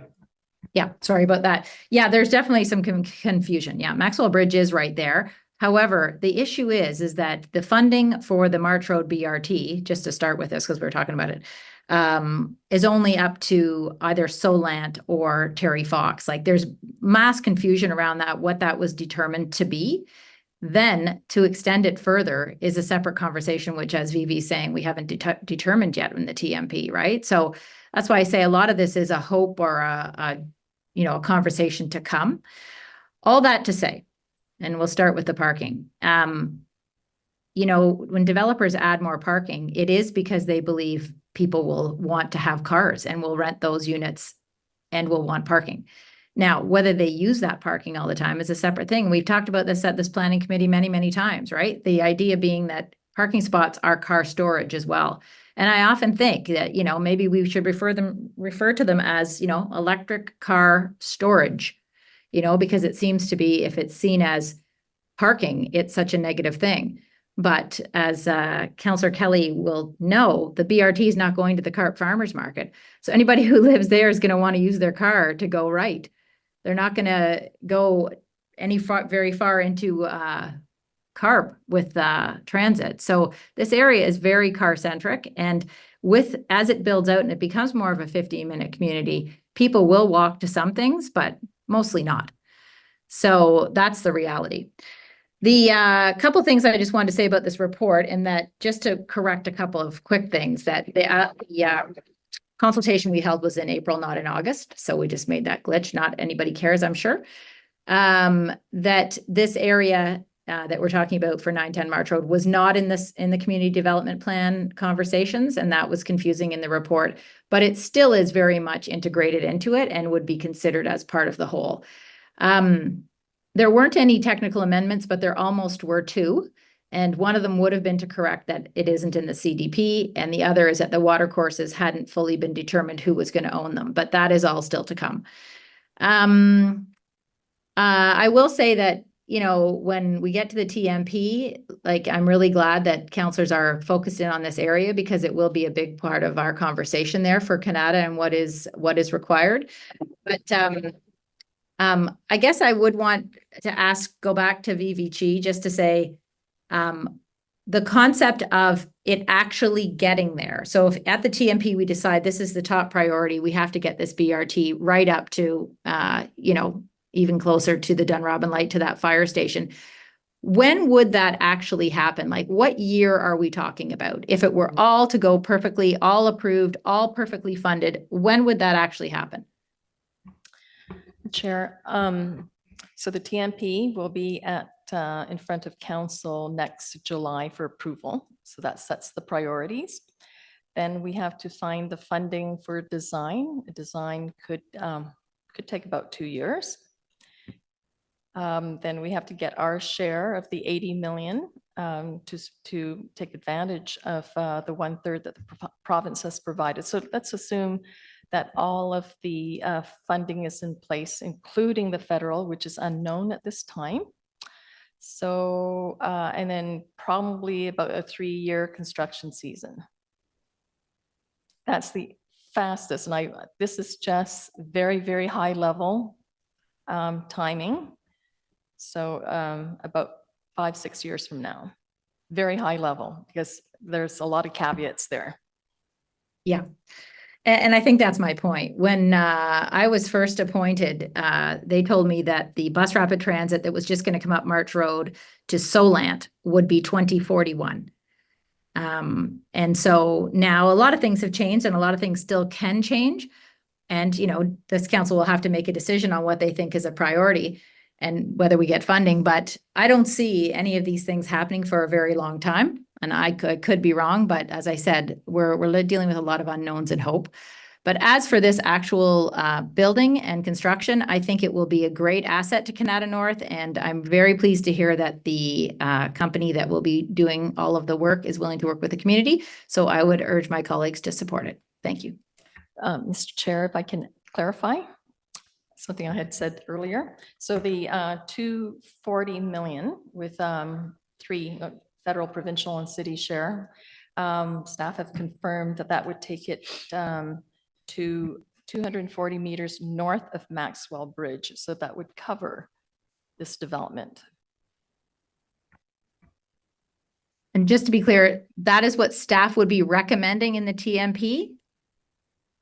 Well, that would be what this project with the $240 million budget would cover.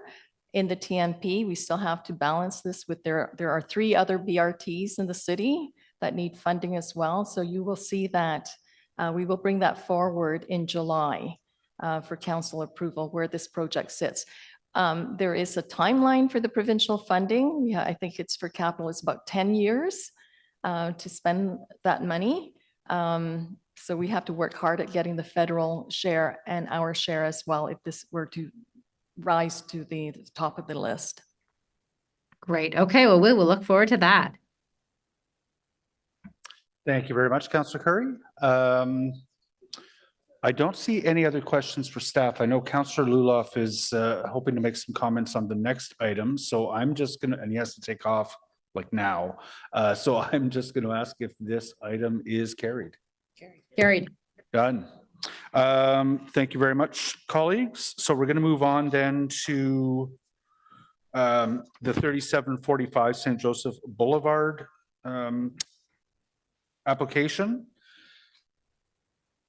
There was a presentation if required. I don't think Councillor Luloff was asking that that be presented. Councillor Luloff, are you still there? I am, yes.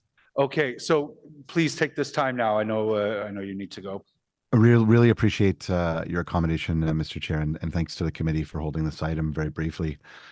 The Condo Board OCS CC 1066 is adjacent to this building proposal at 3745 St Joseph Boulevard, and asked if I would present some quick comments on their behalf. I'm hoping that staff and the applicant will be able to work through some of these concerns through the site plan review process. So essentially, the distance from 3745 St Joseph to the trim station is about 800 meters or a 10-minute walk. However, with the lack of a walkway that was eliminated from the proposal, this actually bumps up that walking distance to over 1.1 kilometers.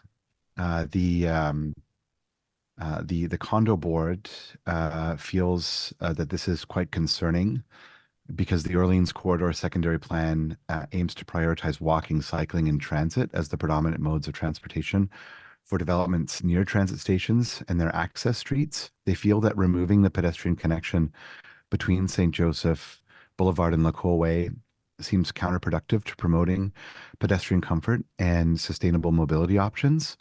And while the proposed plan includes a reduction in parking, it also reduces pedestrian and bicycle access through this important pass-through pathway. They strongly recommend reinstating the pedestrian walkway in the proposed development plan to better align with the goals of the Orleans Corridor Secondary Plan. They also note that the proposed building height exceeds the current 21-meter approval, with the rationale of using mass timber construction to support sustainability principles, seeming more like an excuse to justify a taller structure. They are requesting that the development be reduced by 1 story to comply with the existing bylaw of 5 stories or 21 meters. They also point out that while the land is irregularly shaped, it's not the first time that a building has been proposed to the city on such shaped property. They're asking that the proposed building respect the existing bylaws regarding setbacks and height, and these bylaws exist to protect neighboring properties and should be respected. They're asking for a setback of 7.5 meters in this case, and they asked me to note that the city proposed some sort of some way to sort out the zero lot line issue on the adjacent site. This adjacent site is directly up against the property line, and that issue has not been resolved yet, and so they're quite worried about the setback issue, given that their building developer was allowed a zero lot line up against this site. The proposed development only offers 1 surface area parking for customer and passenger drop-offs. They're worried that this can't possibly accommodate a hotel, an instructional facility, a restaurant, and accessibility vehicles, including paratransport buses, with just one surface space available. And they're opposed to that. They're worried that this is going to cause congestion on their site, as well as they believe that they, based on demand, are about 18 to 20 spaces short on their property next door. They're requesting that, through site plan approval, that a fence be installed between the 2 sites, because there's an existing joint easement access between the 2 properties on the east side of 3735 St. Joseph. However, because OS OCSCC 1066 has a 0 lot line property. They're unable to install a permanent fence on their own property because the building is directly up against it. And by installing a gate next to the building, they can control access to the easement and prevent patrons from 3745 St. Joseph from parking at 3735 St. Joseph. The May 2023 TIA report highlighted the high probability of patrons from 3745 spilling over onto 3735 due to limited available surface parking, and they're committed to preventing this and safeguarding their very limited parking. And I'll note that one of the tenants of this building provides incredible programming for those with physical and mental challenges, and want to be able to preserve that space so that people can be dropped off for programming, including being able to turn around in a paratranspo bus.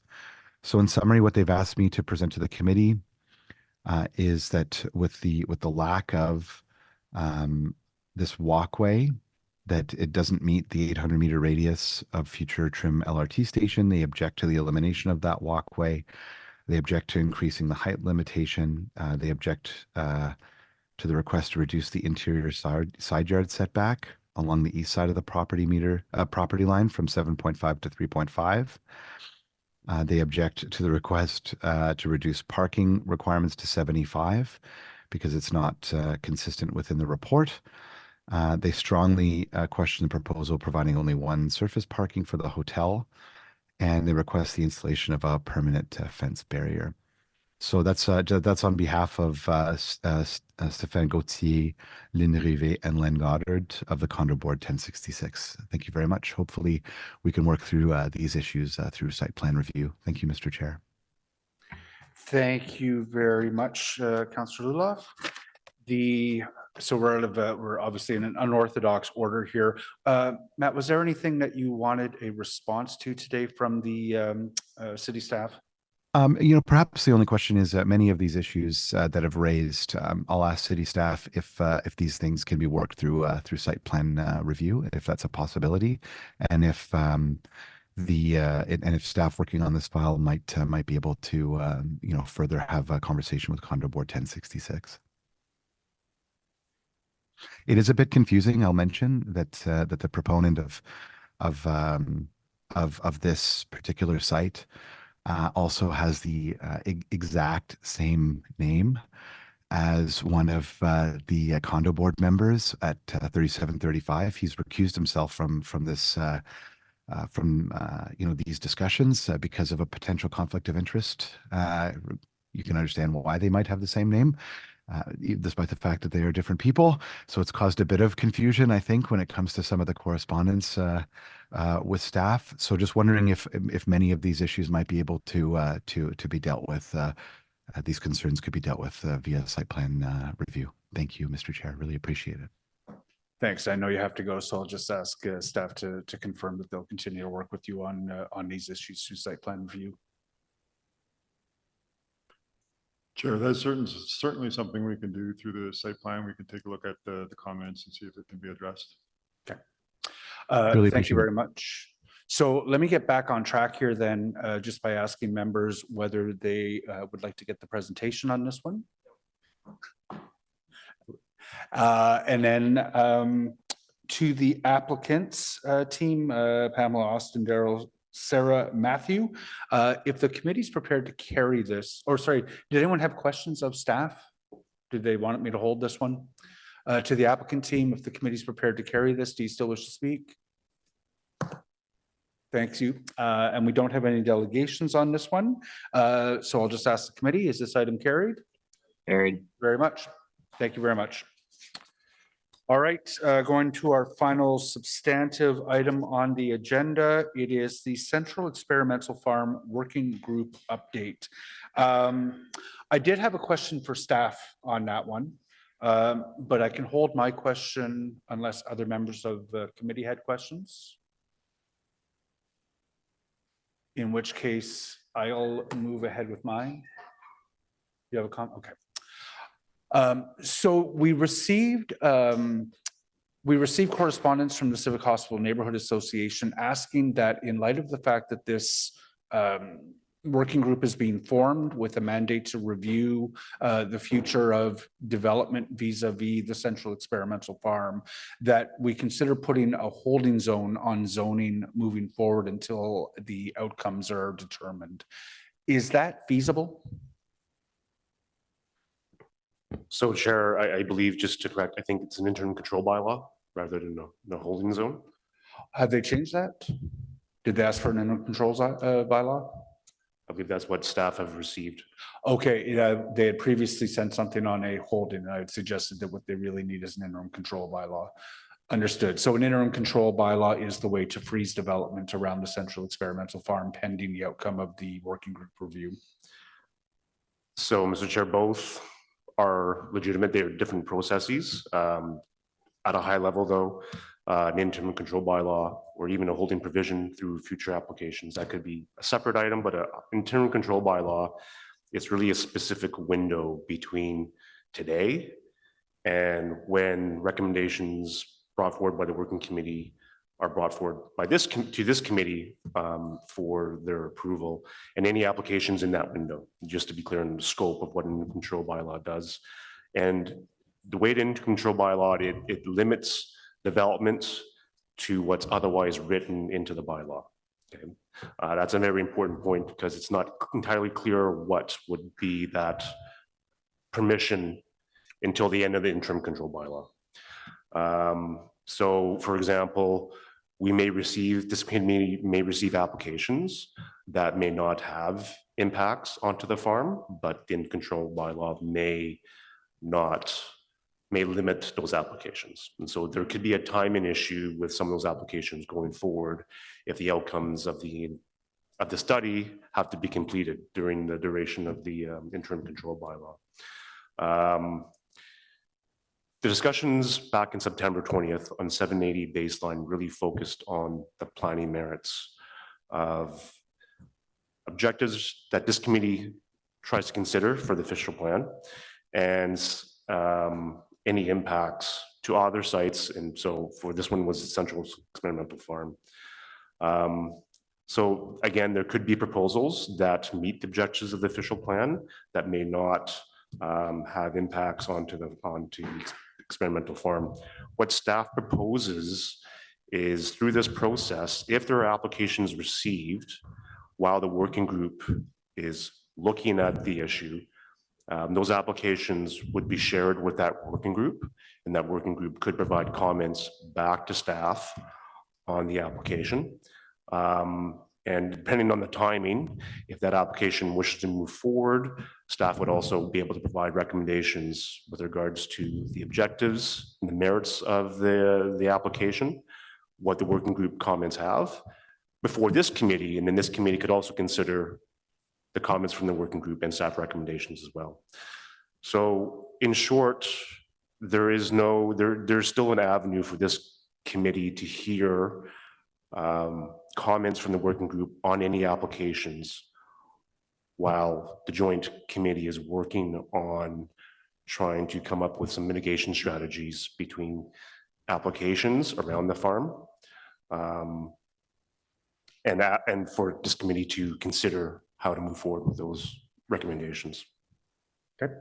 And then the working group is contemplating the interface between tall development on the periphery of the Central Experimental Farm and the impact that might have on the research efforts that are taking place on the farm. What are the potential range of outcomes?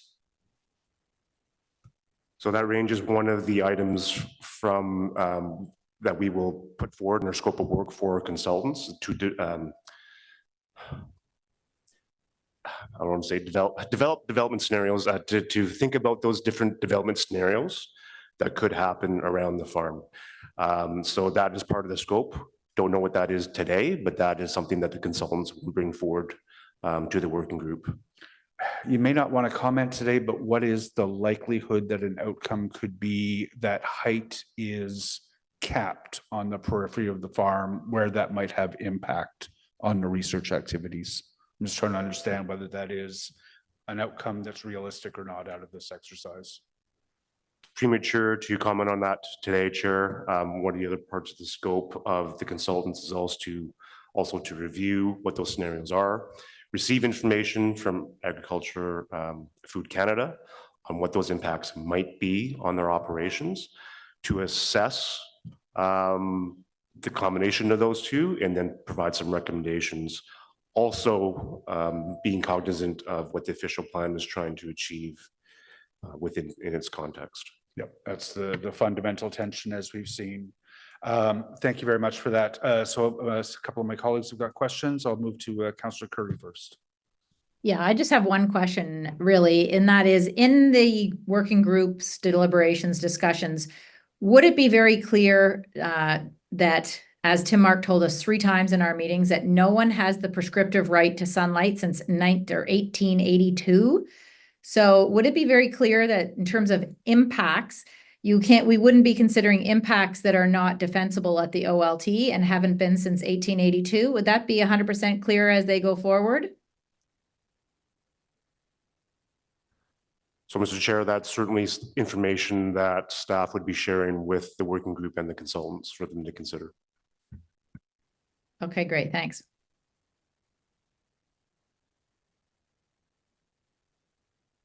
Thanks, Councillor Curry. Councillor Kitts. Thank you, Chair.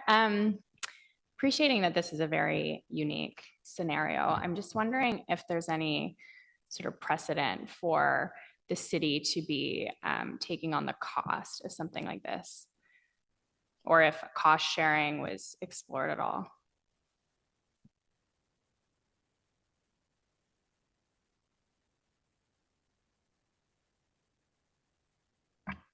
Chair, I guess one potential similar scenario that I'll draw to, while it's not exactly the same because it doesn't relate to an experimental farm, but we do have track record of cost sharing and working through CDPs or growth plans for growth areas where some of those costs are shared with developers that have interest.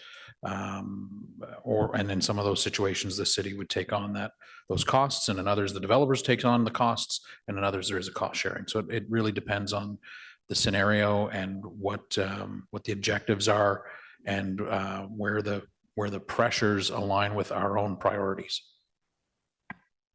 Okay, so then I guess in this scenario, decision that the city should fund it, because it's not cost shared, right? That's correct. It's not cost shared. The consultants would be borne 100% by the city. Okay, so I guess maybe why in this scenario we feel like it's our responsibility to fund it and it not be cost shared. Through Mr. Chair, I would say that it's because it has the possibility of impacting our own OP policy framework. Okay. So then I foresee that there might be some disagreement within the working group. So, I mean, this might be a hypothetical, difficult question to answer, but what is going to take precedence? Is it going to be the advice of experts? Is it going to be our OP supersedes? Is it going to be our housing targets? Is there something that's weighted more heavily than others? Chair, at this point, the working group has been working very well together, and I appreciate that we are in the easy part of the project, which is defining what we're going to do.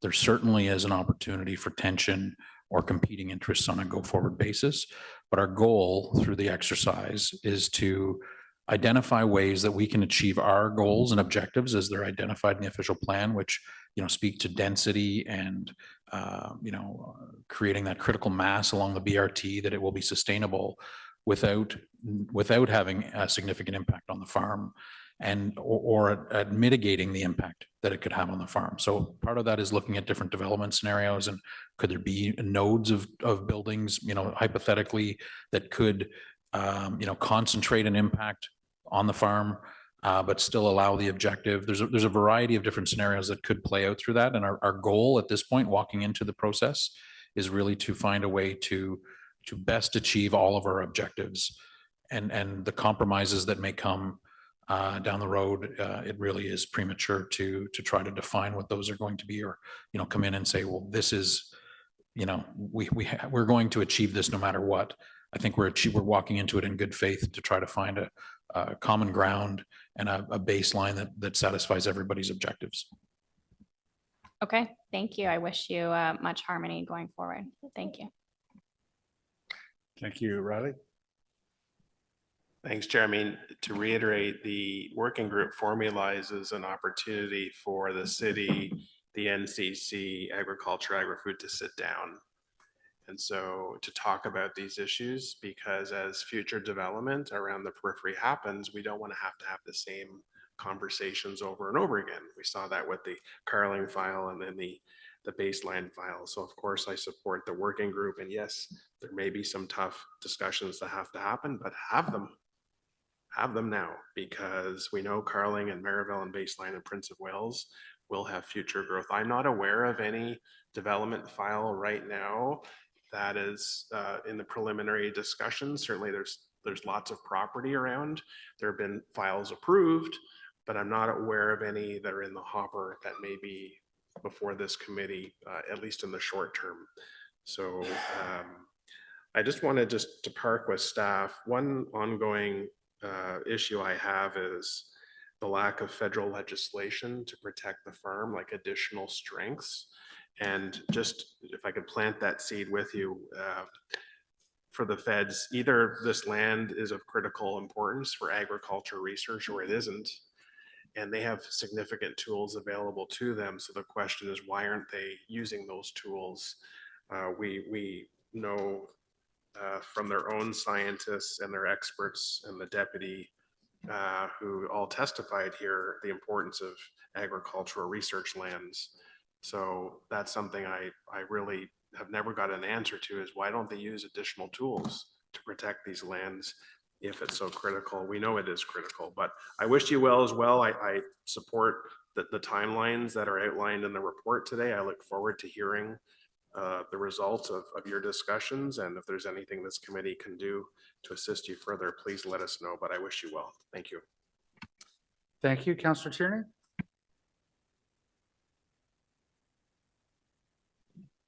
Thank you very much, Chair. So I just want to be clear what's in front of us today. I've heard, and I feel we're retrying this exact same thing again. And to Kathy's point, I think it's abundantly clear, the right to sunlight, all that stuff. We had, I think, not one, but two healthy discussions on this. So, Chair, I'm looking for clarity from you. What's in front of us today?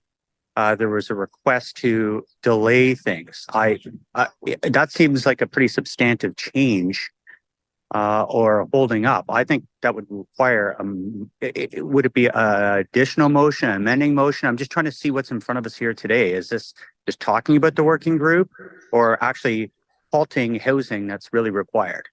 Yeah, no, I apologize for any lack of clarity that I may have introduced there. We know in the lead up to this item, which is simply to receive an update from staff on the progress of this working group. We had received a request from a community group to introduce some sort of a pause in development. But that would require some significant legislative activity before that were done. So all that is in front of us today is to receive this update on the good work that staff are doing. Great. So there is, thank you. I appreciate that, Chair. The clarity really helps a lot. So they can continue ahead. Nothing that we're receiving today will impact the start of construction of anything at this point. I see Riley nodding his head. That must be a good thing, I assume. Thank you very much. Councillor Lowe. Thanks very much, Chair. When we were towards the end of that, when we were approaching the first draft of the zoning bylaw, the new zoning bylaw, I was doing a bunch of research, and it's like the zoning bylaw and the official plan have to meet provincial planning goals for land use and everything. And within the constitution or whatever divides the roles of government here, we're creatures of the province. And if the federal government has concerns about the farm, perhaps my view of this is way too black and white, but I see our role as sort of listening to what the province wants, because that literally is that's why cities exist, right? Sorry, that's how cities exist within the government, within the framework. So, you know, I maybe in my head I'm misplacing the role of this working group. Maybe I'm misplacing the role of why it's even our sort of within our wheelhouse. I know consultation, I know communication is always very good, but you know, when it comes to development, when it comes to things like this, like I see the city's role as more responsive to what the province wants us to do, and also what the city wants itself to do. So where, like, what is the goal of this? Like, I know there's a goal stated in the report, but I want to know what sort of the ultimate goal of this might be, and what impacts that any sort of proposed holding zone or interim control bylaw that you mentioned would have on let's say future opportunities for funding, or just legislative decisions by the province as they've done to other, you know, locations. So, Mr. Chair, Councillor described sort of a black and white scenario. I think there's also a many shades of gray scenarios in between. And outside of the black and white, there could be instances where, in terms of development potential, there might be some impacts that could be mitigated while still achieving what the official plan is striving to do in terms of construction. And then how can we achieve both those goals together? So it's more of that, within that gray area, how can we be, what strategies can we put in place so that going forward, when these scenarios come forward, we're able to mitigate impacts while still achieving what we want to do in the official plan. Okay, I mean, I know you're just establishing, this is basically a terms of reference thing, right? And I think as that progresses, and as the working group starts meeting and discussing, and as future development applications come in, we'll have opportunities to hash this again. But I think my mind is generally on the more black and white side of things. But thank you. Thank you, Councillor Lowe. Councillor Johnson. Thank you, Mr. Chair. So similar to Councillor Tierney's comments, I think there is a mention in the report that some of the secondary planning processes may be delayed. And I'd like to understand to what extent you can anticipate that, given, you know, even just from earlier delegations, I have some very significant growth projected in College Ward. Many residents are expecting a secondary plan to help them anticipate what kind of growth they can expect. And I would hate to see that delayed too much. Mr. Chair, I appreciate the question, Councillor. You know, we were asked to describe any potential impacts, and you know, that's being you know, as straightforward as I can be, saying, you know, my contribution to this study means that I'm not spending that time on secondary plans. So you know, there could be very minor delays. I don't expect anything significant. We're still on track to complete Pinecrest Queensview and Lincoln Fields this year, and to start the next batch of secondary plans, Algonquin, Baseline, and Maryvale later on this year. Thank you for that. I know that with the changing landscape from provincial and federal legislation, some of, like with Pinecrest Queensview, for example, you've had to go back and sort of reimagine some of those things within that. We can probably anticipate perhaps that the past dictates the future, and we may have some other shifting tectonic plates between now and perhaps a federal election next year. You're a tiny team. You're all things to all people. I don't envy you, but certainly, you know, we do want to be able to support our residents to anticipate what growth they can expect, because without those sort of concrete plans in place, people feel surprised. So between those and the comprehensive zoning bylaw review, we have a lot of learning to do in our wards, and I hope we can continue to press forward with that. Thank you. Councillor Kavanaugh. Thank you. Given this is federal land, and we're getting mixed messages of what the federal government wants us to do, including intensify in an urban area, I'm curious if the local member of parliament is involved as well. Chair, within the working group, it is at this point limited to staff. There are no elected representatives of any level of government, including city council. Okay, just, I'm curious because we've got conflicting messages we're getting from the federal government of intensify, preserve the land, and it's different departments that we need a cohesive message overall. I think that's what we're looking for. So hopefully that will come forward. Thank you. Thank you very much, colleagues. I don't see any other questions for staff. Yeah, I reiterate those wishes for a harmonious discussion with our colleagues at the federal level. Is this update received? Thank you very much. That is the substantive agenda for this meeting. I don't remember what's next, so I'll have to look it up. Notices of motion. Are there any notices of motion? I don't see any. Are there any inquiries? Nope. We have no other business. We are adjourned. Our next meeting will be on Wednesday, July 3rd, 2024. Thank you very much, colleagues.